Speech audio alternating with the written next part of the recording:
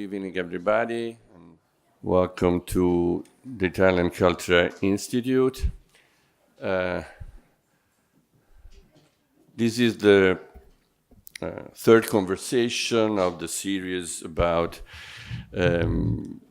Italian creators of our time, and we said also in the other occasion, a creator for us is someone who invents something that was not there before, being a scientist, an artist, an entrepreneur.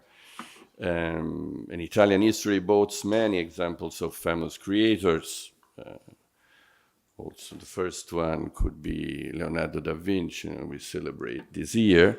And together with the journalist Maria Teresa Cometto, we have organized a series of conversations with Italian professionals who master this creative ability, which is one of the peculiarities of Italian personality. In a series of talks, in collaboration with the Consulate General of Italy, we will meet some of the most interesting Italian creative innovators of our time.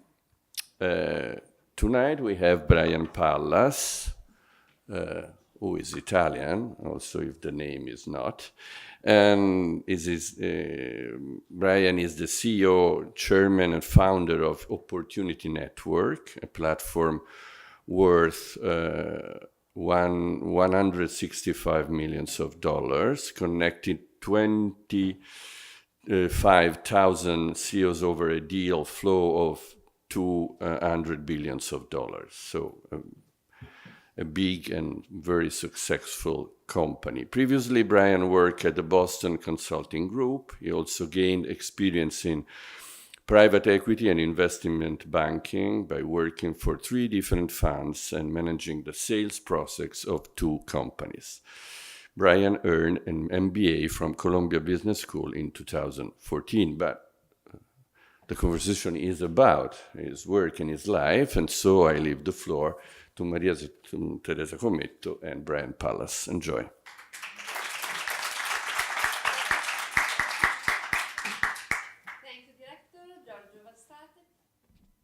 Thank you, Director Giorgio Van Straten. Thank you all of you for coming here. We know that every night in New York City there are dozens of events, so we appreciate your coming here.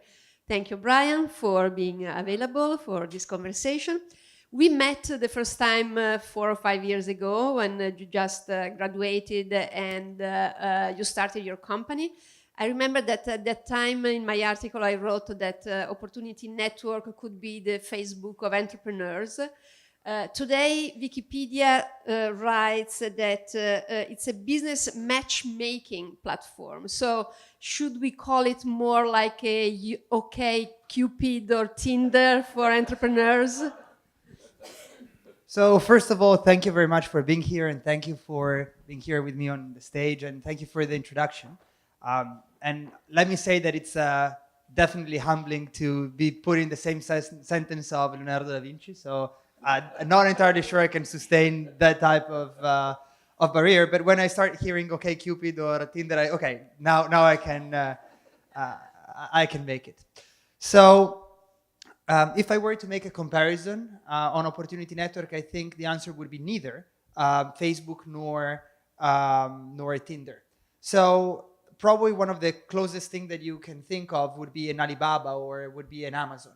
So we really are a marketplace, and more than connecting individual, like you and your high school buddy, or you and a good-looking person of the opposite or same sex, depending on your preferences, as you were saying, Tinder or Grindr or any other matchmaking platform, we really are putting together demand and offer. So the same way you would go and do a purchase on Amazon, or the same way you would go and purchase a stock of items on Amazon, you would come on Opportunity Network and buy the factory. So we're just kind of doing a much larger deal size, and given we're doing something that is of a much larger deal size, our entire process about doing it is completely different. Because of course the complexity is different, the type of people you need to have in there is different, the way you manage it is different, and the screening you need to have is different. But it's nothing else than a larger deal size than the other large matchmaking platforms that are out there or marketplaces. Yeah. Before getting more into the explanation of your business, let's talk more about your personal background. One of your first jobs in Milan, your hometown, was to write lines for comedians who were performing in a TV show. I don't know if anybody here remembers Zelig. That is, for the Americans, a kind of Saturday Night Live. What did you learn there that could be useful for your current activity? So when you work for comedians, it's a lot of fun, but, and there is a big but, if you can handle a comedian before he goes on a stage in front of like 3,000 people watching from the Arcimboldi and 2-3 million people watching from home, and knowing the guy is a comedian and he's under a lot of pressure and he's not the most rational guy on this planet, you can deal with any CEO in the planet. Because you're going to find a person that is highly rational, emotionally stable, educated, like everything that you will not find on a comedian. So having spent a few years handling comedians made me very, very able to deal in the business world. Like everything after that is a piece of sugar. Your dad was the connection to the TV business? Actually, no. So my family has a company in the show business, and I always had sort of a very, very strong opinion on not getting any help from my family on anything I've done. To the right or to a wrong, I don't know if that was the right thing to do, but I always was very convinced on the fact that I wanted to do it on my own. So one of the things I was doing when I was working in the show business was actually not putting my last name out or using my mother's last name, because my last name is kind of known in the industry because of my father, and I would never use it. So I really didn't want anyone to know. Okay. Talking about Milan, I read that you grew up in a quite tough neighborhood. What do you remember of that Milan so many years ago? So the neighborhood improved a lot since, but it's the outskirts of the Macciacchini area for the ones that know Milan. That's Via Bonati. So I grew up there, and it was not probably the most quiet environment. I remember growing up in kind of one of these very popular buildings. My father ran from home when he was like 16, so didn't have the support of his parents that were well off, but kind of started getting together again when I was already 15 or so. So we didn't have that support. My mother married him, and parents didn't approve. They then basically appeased a few years after I was born. But in the first years, my parents were very young and on their own. So we ended up in that area because that was everything they could afford at the time. And so I grew up, and I remember the guy living on my same floor that died of overdose when I was like 6. The two guys, the floor above, were kind of screaming all day long, but not words, just sounds. They were until they got kind of brought into mental hospital, and the guy at the floor below were the guys selling to the guys above. So there was an entire ecosystem that was very well matched locally. But yeah, that's where I grew up. Yeah. However, you succeeded in getting into Università Cattolica, which is a private prestigious school. You graduated in economy, right? And then you moved here for your MBA. Can you make any comparison between the two education systems in terms of the students' community, the professors' attitude? Sure. So I hope there is no one. Actually, I hope there is someone managing the Università Cattolica here so they can hear me. You? Sorry. So there are some things that Cattolica has done amazingly well, which is the content. Italians are amazing in passing you all the content. You go to university in Italy, but also you go to high school, you're going to end up with a much, much better culture than you would get in most countries in this planet, including US. So content-wise is amazing. But then on all the things that are a little bit more practical, like supporting creating student groups, or enabling you to understand how the job market works, or helping you after your graduation. So let me make this example. Like this weekend, not this weekend, actually next weekend, there is the 5th reunion of Columbia University alumni. And since I graduated 5 years ago from my MBA, beyond asking me for money more than 100 times, which, you know, it's what every MBA does, they have been extremely supportive in multiple ways. Actually, Opportunity Network was started at Columbia Business School, and the original name was CBS Opportunity Network. And then they passed me the ownership. So, you know, it was kind of nice. I can also tell more about that side of the story later. But they did everything with our future careers in mind. Università Cattolica did everything with the goal of maximizing our culture, which is beautiful, but not as effective sometimes. So I have to share what happened after I graduated from Cattolica. So I had my undergrad and master degree at Cattolica. I was extremely satisfied with the level of teaching. And then I graduated and I started figuring out myself. And after a year, I didn't receive anything. 2 years, not even an email. 3 years, nothing. 4 years, nothing. 5 years later, out of the blue, I get one email from Università Cattolica. I feel this moment of emotion. It's like, okay, they haven't lost my email. They know I exist. And it's an automated email. Okay, I get it. I'm not that important. Fine. And it's an automated email that is like this survey for their database. And normally I ignore these emails, right? You know, it's like, whatever. But it's the first email. This had been 5 years. I'm almost moved. So I have to open it. And I open it and it's like, first question, put your name and last name. It's like, you're sending me this email and you should know what's my name. But anyway, fine. My name is Brian Pallas. Okay, next. And then you graduated 5 years ago. Yeah, I know. Thank you very much. So you graduated 5 years ago and we'd like to know more about how you're doing. It's like, okay, sure. Go ahead. Question number 1. Are you employed? Yes or no? Okay, yes. Next question. How much are you making per year or per month? And then there were the options. Drop down menu. 0. It's like, okay. 0 to 500. 500 to 1500. 1500 to 2500. 2500 plus. And then it's like, okay, fine. It's interesting that that's the range 5 years from degree. That's a lot of high expectation. Submit. Thank you for responding to the survey. Never heard from them anymore. So that was the entire experience I had post-graduation from Università Cattolica. Okay, you do not belong to the alumni of Cattolica. Well, either they really don't want me for some reason, but... Okay. Or does it exist? I don't know, but basically, just beyond the jokes and the story, I think that what in Italy we do very well is passing knowledge and passing culture. And you see a lot of people with a lot of culture, but what we sometimes fail at is to help people leverage that culture into building their own professional life. And that's something that I encourage anyone that works at Cattolica or collaborates with Cattolica to really think through.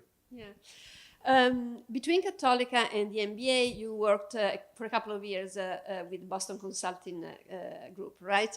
Well, there are a lot of jokes about consultants. One goes like this, very short. Quote, hiring consultants to conduct studies can be an excellent means to turn problems into gold. Your problems into their gold. Do you agree? So I think that consulting means different things in different countries. And there are countries where, you know, you have lower expectation from consultant, and also not all consultants are the same. But anyway, the few things I can say are the following. One, that if I had to change job, I would start probably another company. But if I could not start another company, and if I had to be an employee, I would probably go back to BCG. I love the company, I love the culture. You're surrounded by extremely smart people, which is a privilege that you can have in your own company, but if you're working for somebody else, you don't really get to pick them. And I have to say they really pick top-notch talent. And you're always working on something new and interesting. On whether you add value to the client, it really depends project by project, because there are two sides of consulting. One is come up with a beautiful idea and put it on a piece of paper. The other one is making it happen. And so to the benefit of consultants and To the honor of consultants, I have to say that especially BCG in the last years has started putting a lot more emphasis on implementation. So they would not leave until they picked a piece of paper that was formally accepted and help them make them a reality. On one side, this is, I believe, adding way more value to the clients. So I think that in the future, we'll see consulting be a more kind of permanent part of organizations. On the other side, as a selfish junior consultant I'm very happy I was not around at the time, because the fun part is actually building the project, not all the execution side. But hey, I got the fun part. Yeah. Why New York for the MBA? Was it a choice or just Yes, happened? it is the best choice I have not made. So I applied to a few MBAs. I got accepted by 3. And I was not really sure about which one I wanted to go to. I had a possibility in Boston, one in London, and one in New York. And the person who made the decision is my wife. So she works in the movie industry, and she was willing to leave her job and follow me in wherever I was going for my MBA. And I was thinking of Boston, of course. It was, very big brand name. And she came to me with 2 printed out stacks of paper. One was a 30-page back and forth list of production companies in New York. The other one was half-page of all the companies in Massachusetts. And I was like, okay, I get it. And, I think that brands are nice, and you can follow many things in life. But if you're married, you have to make choices together as a couple. And there is no point in screwing up the career of your wife over a slightly better brand or a slightly more known brand.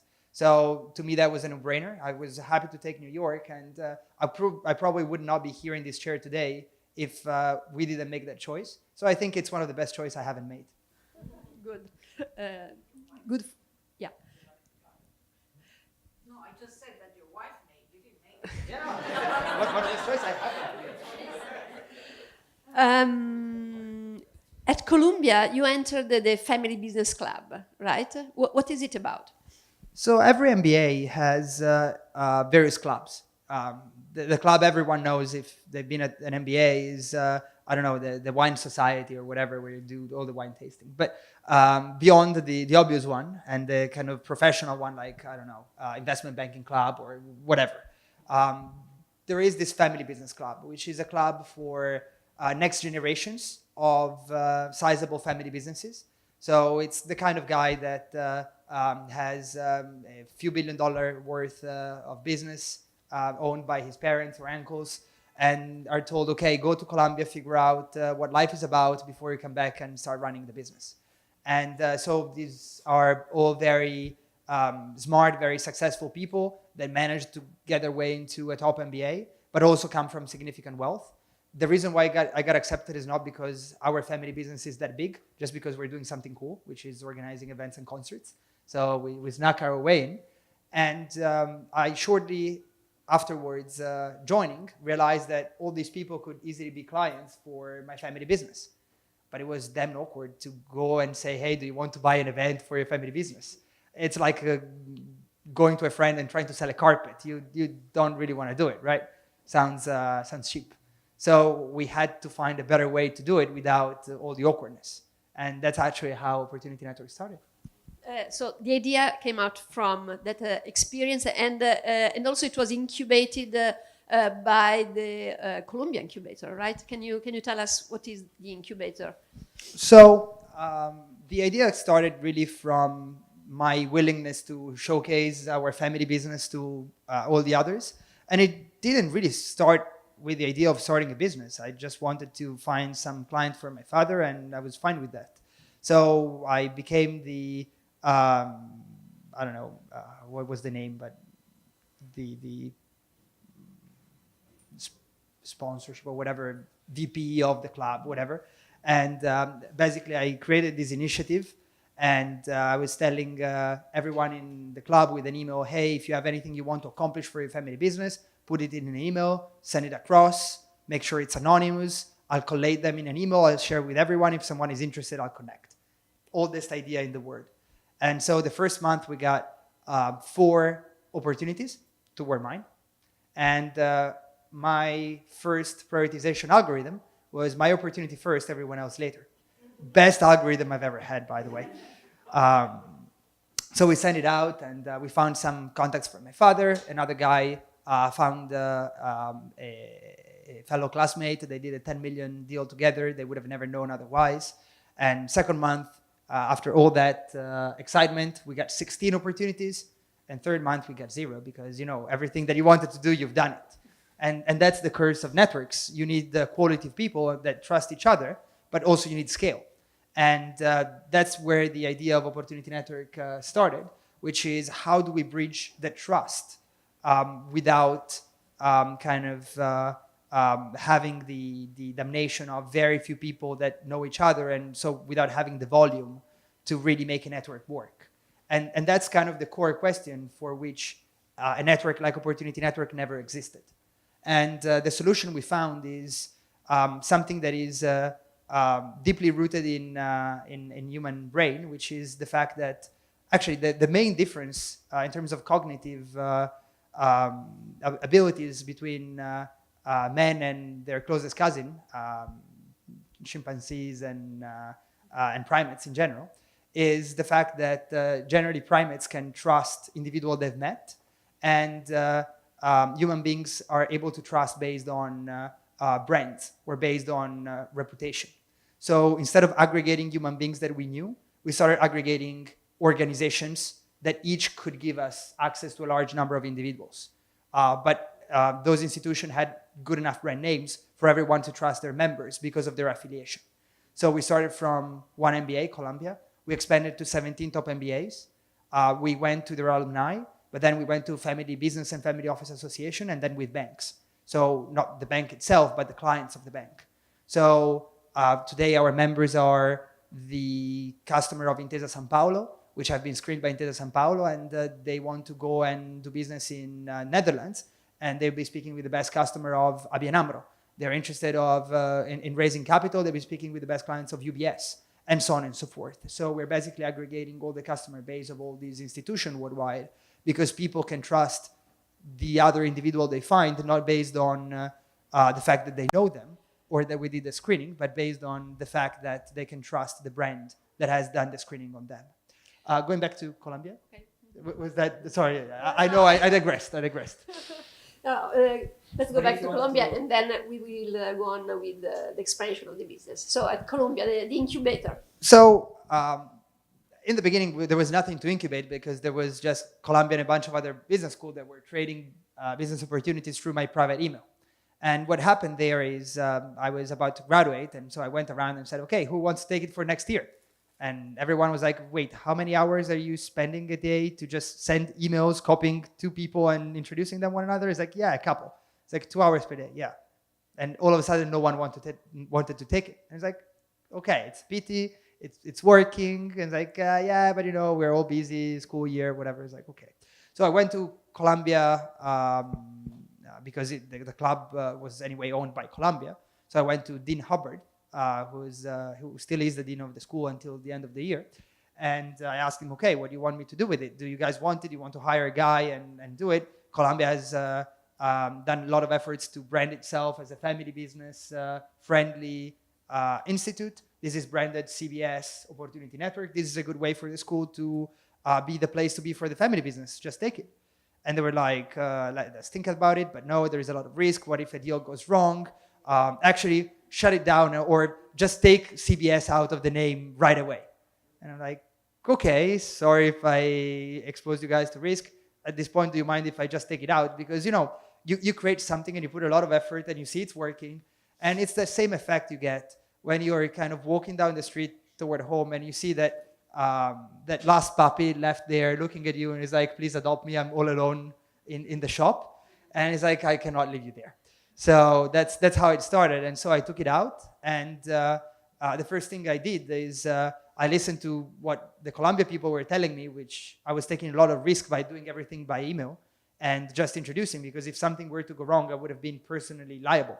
And that's not nice because there was $500 million of deal flow that was going through my email. So there was a lot of personal liability I was taking back then.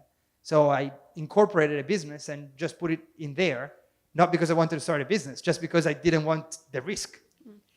And on the incubation side, at the end of school, I was like, okay, what do I do with it?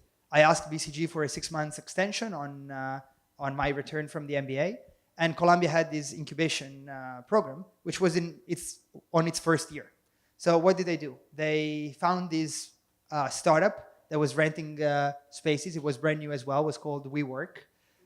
It was on their first location, which was the Varick Street one, and they rented an entire floor. So actually, Adam Newman, the CEO of WeWork, was sitting with his dog like 3 desks away from us, and was. Are you still in touch? Yeah, nice guy. And he was like, they are painting himself the walls, trying to make it nicer. We were in the basement, so there was no light. Like this was this much light, and there was like the whole floor for Columbia. But he managed to make it nice. I have to give it to him.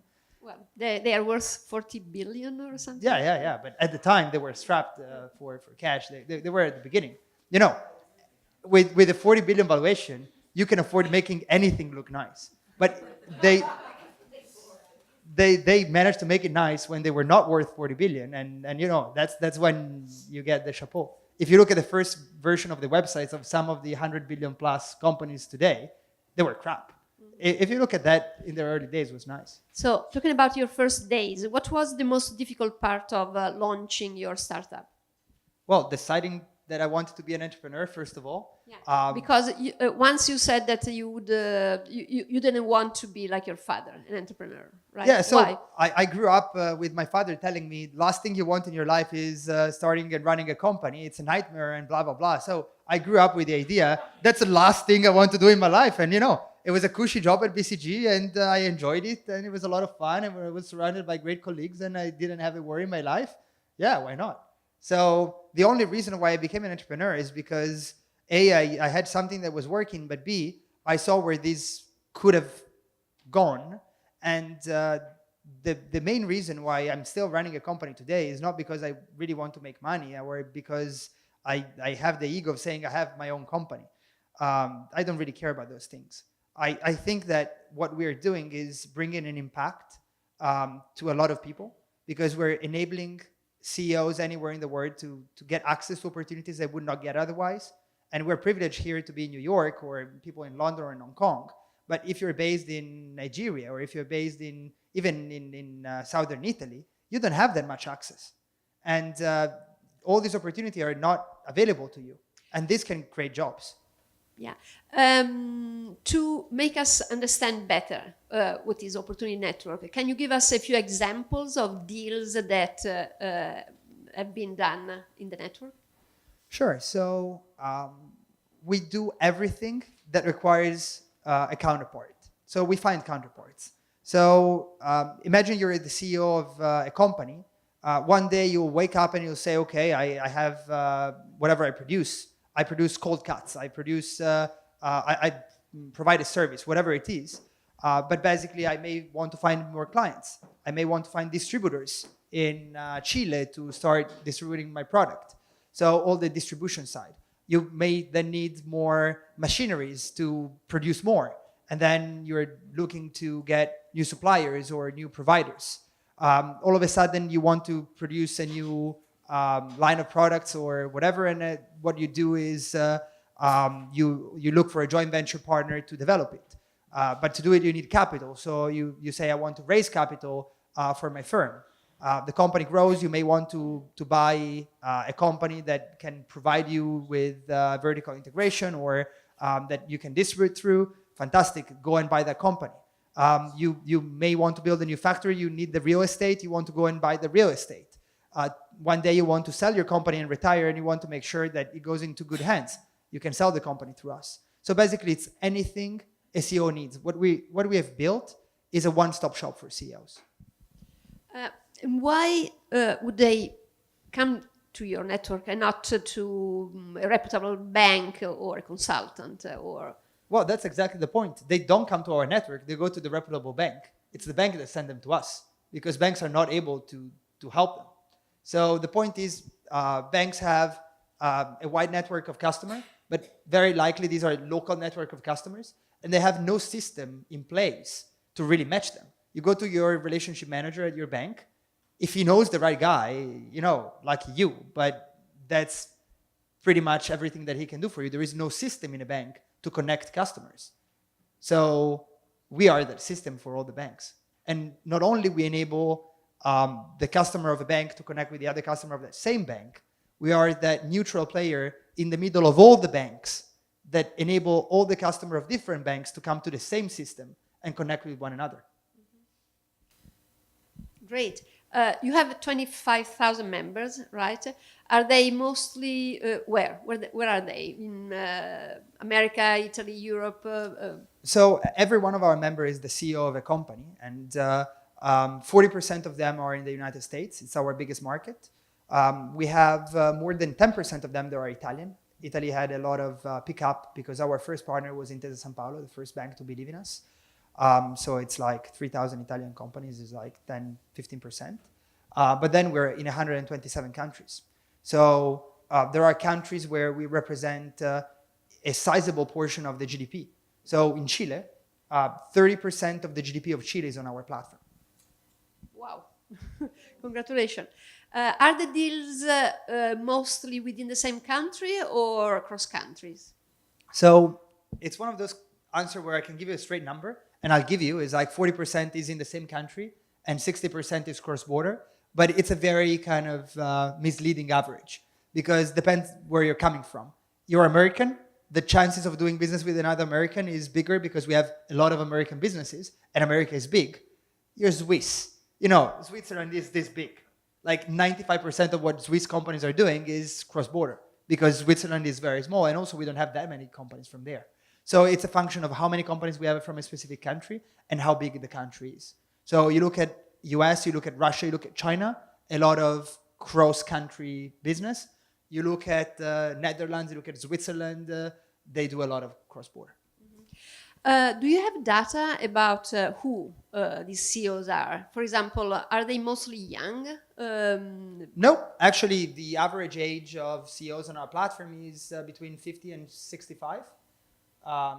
These are people that are running companies, and fortunately or unfortunately, depending on who you are and what age bracket you are in, the average age of CEOs are between 50 and 65. You know, we are a good reflection of what the word out there is. So for once, I'd like to say I'd love to see more women in our network, but the proportion of women running companies is not as high as we would like. Trust. Trust is the main currency of a network like yours. Do you see any difference about trust, the attitude from the CEOs, entrepreneurs, from country to country? Not really, because at the end of the day, CEOs are very practical people. They want to get things done for their business, and they need to figure out if the guy on the other side is reliable. The first time they use our platform, they're always a bit cautious, like, who am I going to meet and who's this guy? And then they see the first guy that comes is amazing, and the second guy is amazing, and the third guy is amazing, and then it's like, okay, give it to me. So trust is something you build by experience. And so as people start experiencing our platform, they really start trusting independently of the nationality. Mm-hmm. Yeah. You mentioned China. You are also in China. So China is one of the interesting countries for us. For instance, we work very well in Russia. We work very well in other countries that are controversial to some extent. But China specifically is the only country of the top 50 economies where we do not operate in mainland China. We're operating through Hong Kong. Because, first of all, privacy is not that highly regarded at a government standpoint. So basically, if you are operating in China, you need to pass along to the government the database. That would not be that much appreciated by partners in other countries. And also, partnering with the Chinese banks is not as straightforward because they're mostly government-owned. There are a few exceptions like China Merchant Bank and so on. But the top 6 banks in China are all government-owned. So it's not as straightforward to make it happen in China. But in terms of Hong Kong, most of the people that are running businesses have subsidiaries or significant presence in Hong Kong. So we get mainland China through that. Legally, you are based in London, right? Correct. Yeah. What will happen with Brexit to you and to the other businesses? Are you worried? So, am I worried? Yes, I'm very worried, but not for my company. To our company, not much will happen. Actually, what they said is they will lower tax rate from 20 to 15 to keep companies in. That will be the only impact for my business. So for us, would even be a positive. But I am strongly, strongly worried because as a European citizen, I believe in Europe, and it would be horrible to see UK going, and I really hope that doesn't happen. So, there are three possible scenarios, and one is UK goes and it's somehow fine, and then that opens the door for many other countries to do the same. Second scenario, UK leaves, and it's a disaster for them. And, there is the kill one to educate 100 type of mentality of the European Union. But the next country will say, yeah, it went horrible because UK didn't have their shit together, and a week before they still didn't know we're going to do it better, and still that leaves the door open. But if UK fails to leave, at that point, if not even one of the biggest economy of the group manages to leave after 3 years of struggle, that could really close the door for many others that are thinking of doing the same. And personally, I think that European Union is not a perfect institution, but hey, it's the longest period that Europe ever had without wars. Right, you're right. Legal base in London, but the main operation is in Barcelona, right? Can you explain why you chose Barcelona? So, how many of you have been to Barcelona recently? Okay, whoever raised the hand knows exactly why. It's a fact that we can operate from anywhere of the 127 countries we're in. So why suffer bad climate and rain and high cost of living and whatever other plague you get in London? So, it's just very pleasant to be in Barcelona. You have the sun, you have the sea, you have the mountains, you have decent foods. Cost of living is relatively low, which means that we pay the same salary to our people and they live an awesome life. We have people coming from 44 different countries working with us, 44 passports. None of them feels like an expat because everyone speaks both English and Spanish in Barcelona. So no matter where you're coming from, you're going to be speaking likely at least one of the two languages. So people can integrate very easily. It's very easy to get visas to come, and we keep hiring people from everywhere. And also, it's not a benefit for the company, but for the employees. Whoever moves to Spain gets 5 years of a 24% straight tax rate. So we want the best for our employees, and today Barcelona is giving it. On a personal basis, I'm sad it's not Milan. And our initial idea when we started in New York and decided to move back to Europe, we thought, okay, we're going to go to Milan.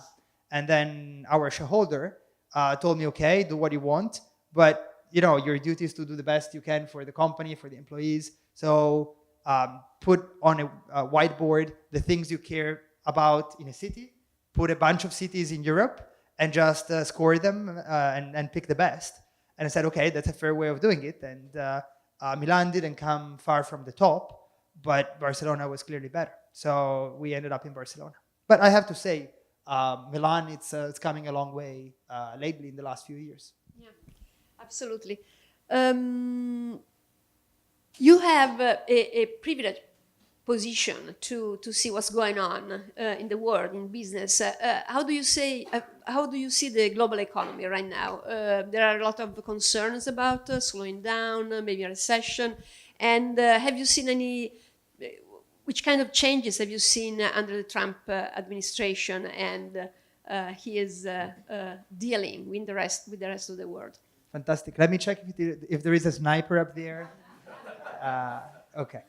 But jokes aside, so one thing we notice in Opportunity Network is trends. So before cryptocurrency became a thing, 2 months, 3 months before, we saw cryptocurrency opportunity getting the most connection, even before people started talking about it.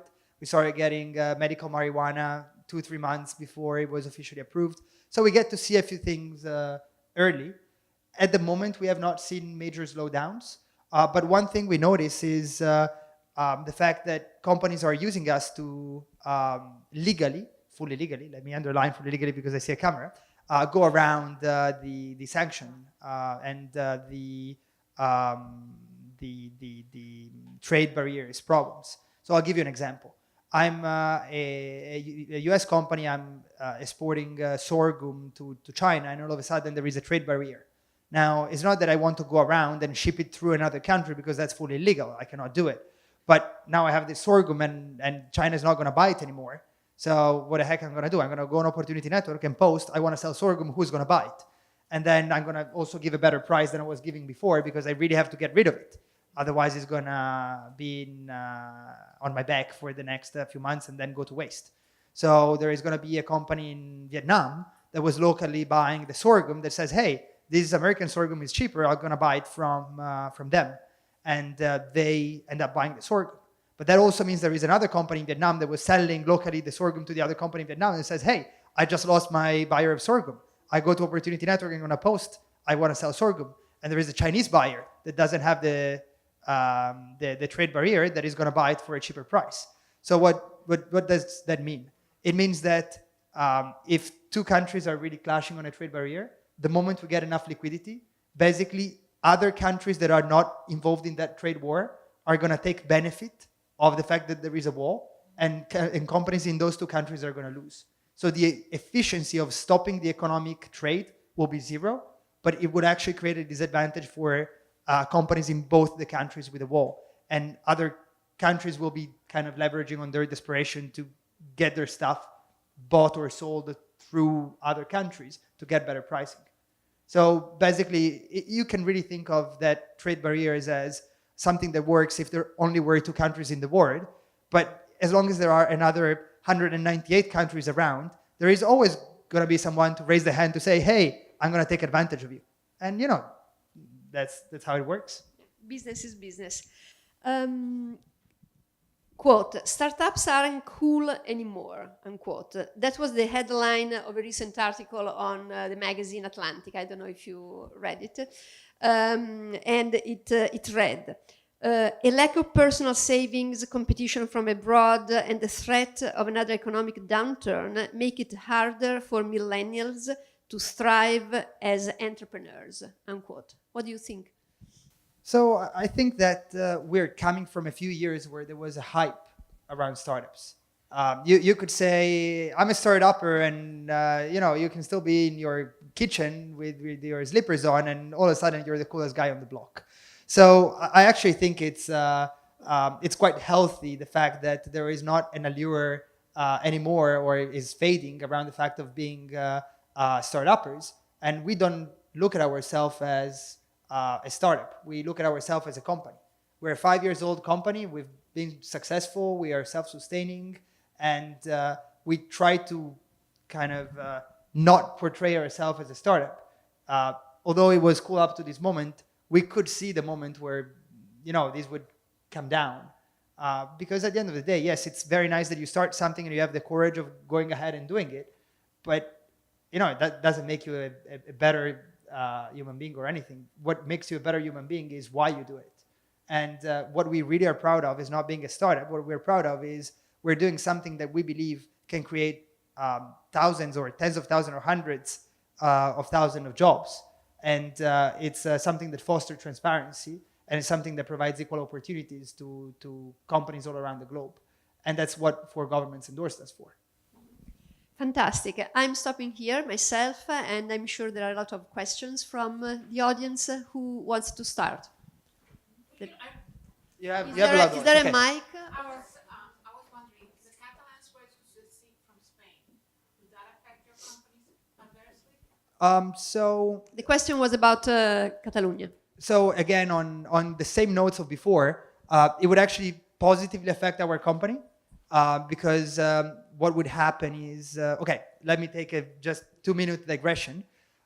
So if Catalonia were to exit Spain, they would also be exiting the European Union, because you need a universal vote from all the members of the European Union to stay in the European Union. I can tell you Spain is not going to vote yes. So if Spain is not going to vote yes, it means that Catalonia goes back to their own currency. You can call it tapas or whatever other name, but it's going to be their own currency. And the first thing that happens when you have your own currency in Catalonia, that depreciates. So it means that we are getting all our income in euros and we're paying all our salaries in tapas, which means that all of a sudden our cost of personnel goes down by 50% or 70%, and our income stays the same because it all comes through London. So for us, would actually be multiplying our profit margin by 2-3 times. But we really hope that doesn't happen. Why? Because we believe in the European project.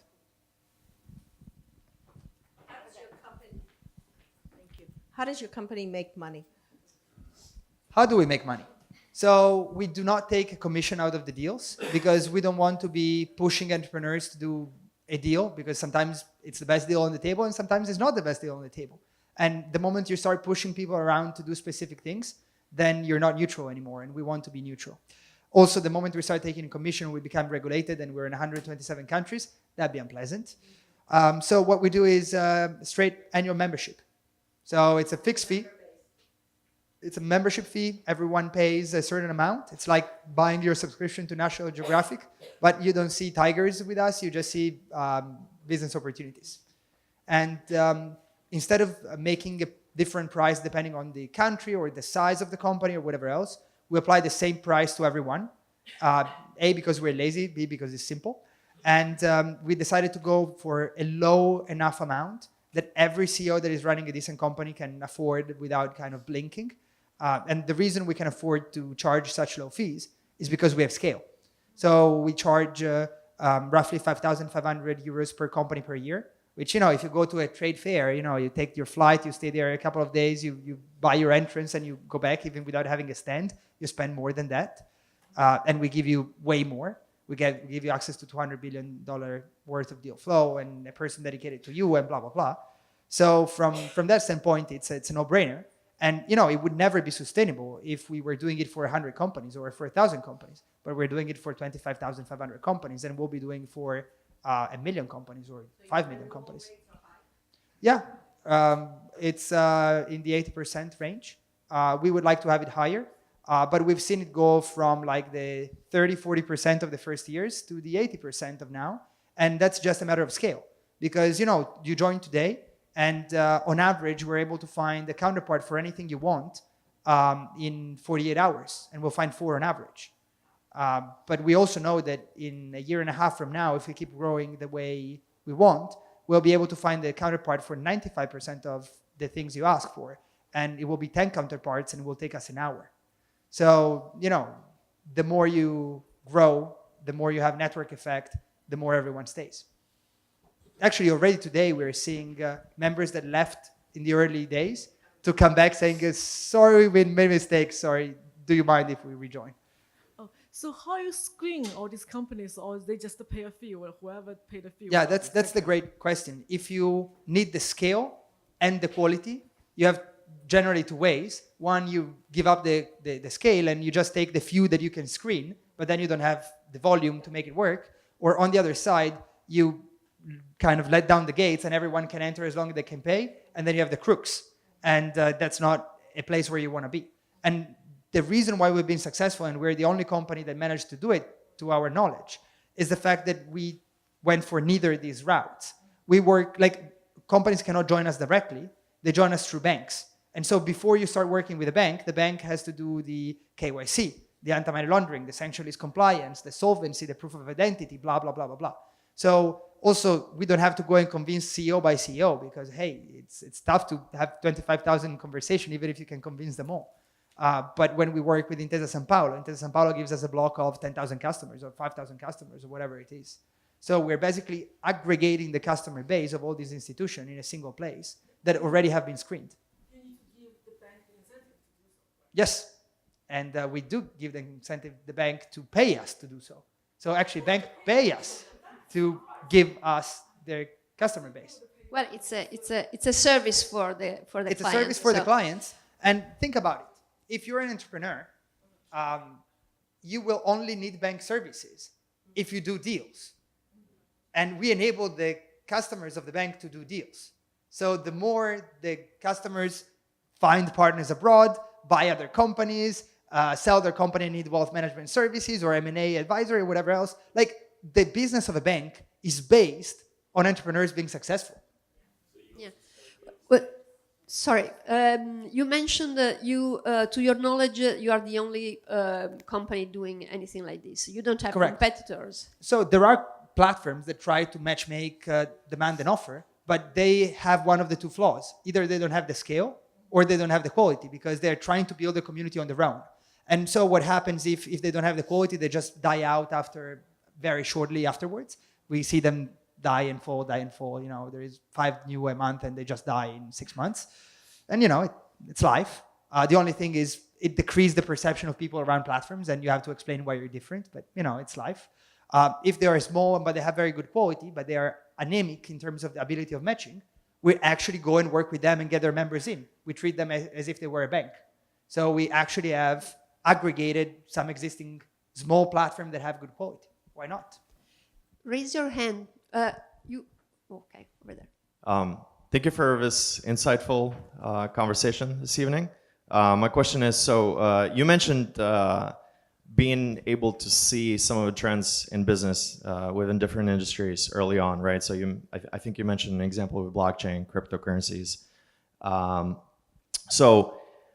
Having so much visibility into the deals and where the capital is flowing across different countries, across different industries and verticals, I would imagine this is extremely valuable data, and there's a lot of people that would pay a lot of money for it, including different government entities. My question is, are you doing anything with this data? You are correct, and no, we're doing nothing there, because at the end of the day, our business is serving entrepreneurs. So one of the things we're studying is to aggregate the data and do reports and distribute it to our customer base for free.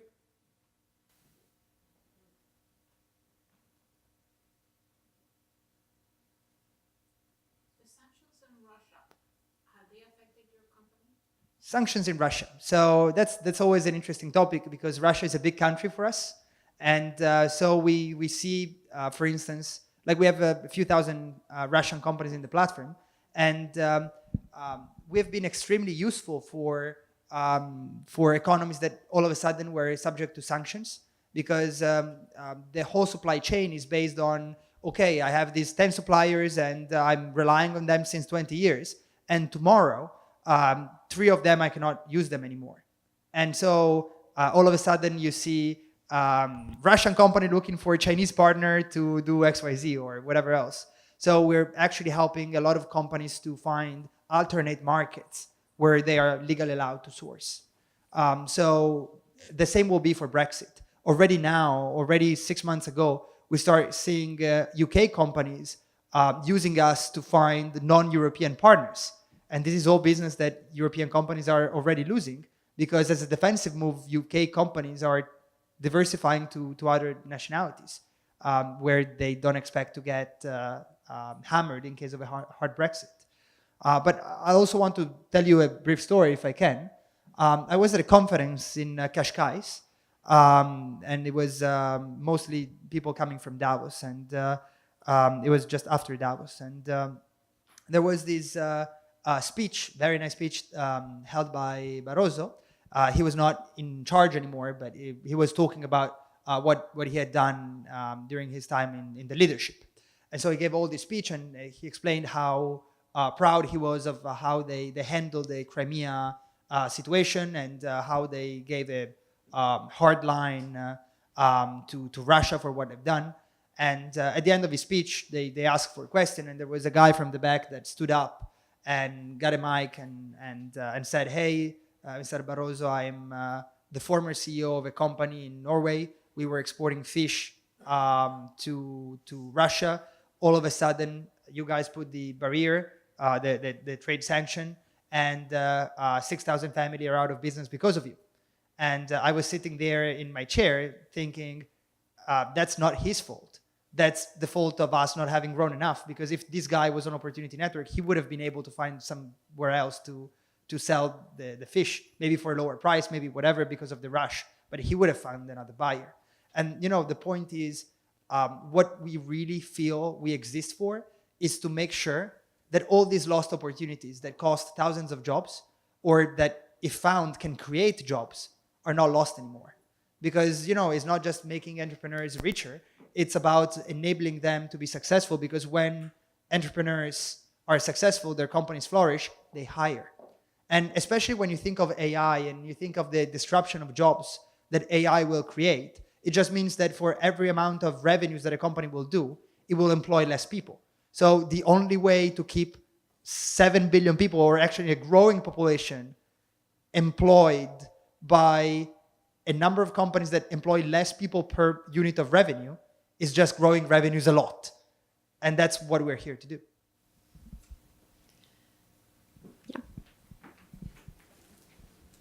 Can you speak about a little bit about the challenges of growth? How you have been able to face growing your business, and how much you delegate, how much you had to learn to delegate in this trajectory?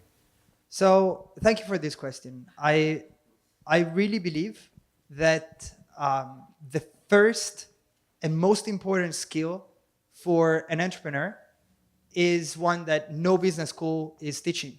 There is no class in business school around HR, and or in college or in master degree. I've never seen a class on HR, and I actually think that's the number one skill set you need as an entrepreneur. Because if you want to start your mom and pop shop, you can do it, and you can run it yourself for the next 30 years, and you're going to be very successful with it. But as smart, as intelligent, as capable as you may be, there is no way you can tackle the world by yourself. And so you always need to hire and retain people that are better than you are, both in terms of skill set and ability, in terms of cultural fit, and in terms of motivation on staying with you. And that's something that you are never been trained for. So I actually think that that's something that should be taught in every school that has any angle of entrepreneurship. Because if you're not able to delegate, and if the people you're delegating to are not top-notch people, you don't stand a chance. All the people that are with us are definitely better than I am at what they do. And as good as anyone can be, I can say, oh, I'm really good at this or that. We're 7 billion people. What are the chances I am the best person out of 7 billion people to do anything? 0. I'm not. And you are not. And no one in this room probably is the best out of 7 billion people to do anything. So the point is having the humility of recognizing that and trusting other people to do that on your behalf. And yes, they will do mistakes. But the point is, you don't want to find someone that will never do mistakes. You just want to delegate to those people that on average have lower likelihood than you have to make that mistake. And sometimes they'll make a mistake and you would have not made that mistake, but hey, you would have made 2 mistakes in other places where they got it right. And you have to accept and acknowledge that and trust them and delegate to them. A follow-up on this question. You mentioned that you have people from 44 different countries, so many different cultures. How do you put them all together? And talking about HR, a nightmare for HR during the last couple of years has been, for example, how to deal with different cultures, the Me Too movement, how to answer to all the problems raised rightfully from that movement. So how do you put together people from Russia and people from, I don't know, Brazil? So I love that answer. I changed my answer to that. But jokes aside, I'm going to widen your question, if I may, to the general topic of diversity, because our people are incredibly diverse, and I don't mean by diversity like gender or sexual orientation. That to me is a very narrow definition of diversity. Yes, sex is one of them. Half of our people are women. Yes, the sexual orientation is another one, and we have a bunch of people that have different type of sexual orientation, but that's not the point of diversity. Point of diversity is also age. We have people that are 19. We have people that are 67. And there is everything in between. Diversity is also background. We have people that are naval engineers. We have people that are architects. We have people that have studied philosophy. We have people that have studied business. We have people that have studied biology. It goes all around. And we have people from 44 different nationalities. And we have people that come from entirely different background and economic wealth position. And to me, when you put all these things together, then you're talking about diversity. And the surprising thing is that it really is not hard to get these people to work together, as long as you screen out one single trait, which is ego. And if you just hire people that are not there to show that they're better than the others, or they want to show off, or they are there to prove themselves something or prove the others something, then you are going to have a very, very low rate of people not understanding each other for cultural reason or for diversity reason or whatever else. I think that the main trait that actually gets company to hell is ego. And if you can screen out for that one, you're solving 99.9% of the problems.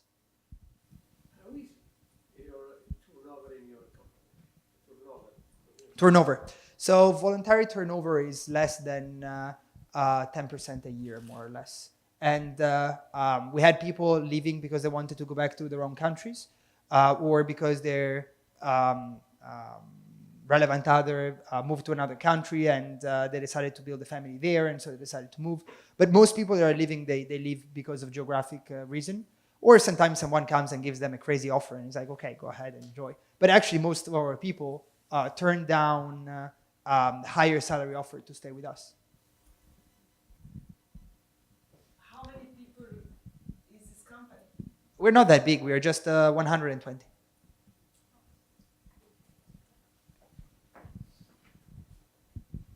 Hi, Brian. It's good to see you again after a number of years, and I'm happy to hear the progress that you've made. I have a question. How do the banks find you? Or how do you reach out to the banks? Or it's once you have a couple of banks and then they tell the other banks, which is kind of a normal effect, I guess. So if you can elaborate on that a little bit. Sure. So when you have a problem, you have to be creative in finding a solution. So in the beginning, we wanted to get every reliable CEO, and we didn't know how to get to them or convince them. And so we thought, let's use aggregators, let's use banks to get there. And then we faced the problem, okay, we have to get to the banks. How do we get to the banks? And so we found another step in the ladder, which is actually consulting firms. So we have a global agreement with Boston Consulting Group. We have a global agreement with Accenture, a global agreement with A.T. Kearney, and a few others, Oliver Wyman. And they are introducing us to all the management team of all the banks they work with globally. So we get the access. And we also get the trust because they work with them for years. And so when we agree with the bank, this consulting firm, whoever introduced us, they support the implementation at the bank. So they get to sell a project to the bank, and we get the introduction. So that way everyone wins. And for the bank is slam dunk. At the end of the day, we're a piece of a very large chain where the one that gets the most value is the entrepreneur. The one that gets the second most value is the bank. The one that gets the third most value is the consulting firm. And we're getting the least value because we're getting just a fixed small fee per company. But scale it, we're happy with it. And so that's our philosophy. We first make sure everyone else gains more than we do, and then we take our part, which is the fair one. I know there are many people in the audience who are active in the startup community. Anybody wants to ask a question? Again? I have another one. So from my experience competing in the open market for, let's say, software development services, is when you're competing on a global scale, you're ultimately competing on price, right? And as an American company, there's just no way to compete on price with, let's say, an engineering firm in Russia. So I agree and disagree. If what you're selling is a commodity, then yes. If what you're selling is something that has a quality element, that's where you can win despite your cost. So if the level of software development you're providing is not distinguishable in terms of quality from a Russian company or an Indian company or whatever else, well, likelihood is companies doing that will migrate there. But if there is an element of quality, then you have to focus on that one. Look at Italy. Italy is definitely more expensive than most of the Chinese alternatives when it comes to furniture or fashion, and still it's selling a lot. So the question is, can you really position yourself as a higher tier brand or higher value service? And the question is, what do your buyers care about?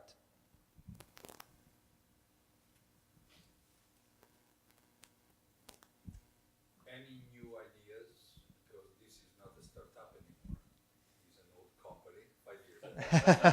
We celebrated our 5th anniversary a few weeks ago. So when you start that? So, yes, actually, we already got another company started on the side. We're getting bored. One thing that we are doing with Opportunity Network is we're giving equal chances to all entrepreneurs to succeed. But despite that, some entrepreneurs will not make it. And when one entrepreneur doesn't make it, that is a loss not just for that entrepreneur, but also for the people that work with them. And the fact that this entrepreneur very often tried till the last moment to make it work means that person will not have the ability of starting another company and doing it again. And one of the things that actually made US so rich in terms of entrepreneurship is the fact that whenever an entrepreneur goes down, finds an opportunity to start again. So we started this other company called Collective Equity Ownership. Acronym is CEO. And I'm not managing it. I found the CEO, who is the best title in the world, is CEO of CEO. Exactly. And so basically what this company does is a fund, and is an exchange fund. So this company basically enables entrepreneurs to put a portion of their equity into the fund. So instead of buying into the fund with money, you buy with part of the equity you own, and all the entrepreneurs do the same. And so every entrepreneur co-owns a part of the companies of the others. How do we find this on Google? Collective Equity Ownership is collectiveequity.com. But anyway, basically the general concept is if one goes down, he still owns a small portion of all the other companies, and then he will have a recurring income that is able to use to then restart another company. It's basically insurance for entrepreneurs. Do you have a sector or like people work in a special? So it's not by sector. It's global, because imagine there is something that is affecting a specific sector. If everyone in that fund is in that specific sector, they all go down. You want to have it as diversified as possible. So talking about Of this, this company is relatively. So this company is relatively new. It just raised one round of equity at a 4 million valuation. There is a CEO running it, is doing a very good job. It took them a year and a half to get regulated, because this is a regulated company, and it's in London. And in terms of the execution of that, the idea sounds very cool, but it's very, very hard to execute because of all the taxes implication, because you contribute your equity, and you have to make sure that you're not going to get taxed on equity you're just contributing without getting cash back. So basically, we had to work a lot on the structuring, but now it works. There is no tax implication, and actually, when you put your equity, you get 20% of your value of the value of your equity you contribute in cash back directly, which is also nice because many entrepreneurs are cash strapped. So from that standpoint, they are now doing the first fund. They are now bringing in the first entrepreneurs. They started 20 days ago with the first bunch. And of course, the reason why it's very synergistic with what we do is because we're going to do a couple of funds now with entrepreneurs. And then we're going to make it available to all the 25,000 CEOs in Opportunity Network for Fund 3. And that's going to be an extra value added for the people that are a member of our network. very last question. Talking about entrepreneurs, a person who wants to become an entrepreneur, to create his own, her own startup, what is your number one advice? So I think that if you ever become an entrepreneur, you need to have a solid why. Everyone that says, I want to become an entrepreneur because I want to have independence or freedom, that's bullshit, guys. You're going to work much harder for your own company that you're going to be working anyway for anyone else. And if you say, you know, I want to be my own boss, it's not true. You're the boss of your client. Like, your client is your boss. You know, all that stuff doesn't make sense. And also, if you have to prove yourself, you can do it. You know, there are 1,000 ways you can prove yourself. Just be a little bit self-assured and don't bother with all the entrepreneurship part. Like, there are a lot of bad reasons to start a company. To me, the mental process you should go through if you think of starting a company is, number one, what is the change I want to see in the world? Number two, what is the best way to achieve that change? And number three, is there already a company that is doing it? And if so, join them instead of starting a company. But the point is, if there is a change you really want to see in the world, and you are convinced there is an optimal way of doing it and no one else is doing it, fuck it, you gotta do it yourself. So that's the only reason why I would endorse entrepreneurship. Thank you, Brian. Thank you all for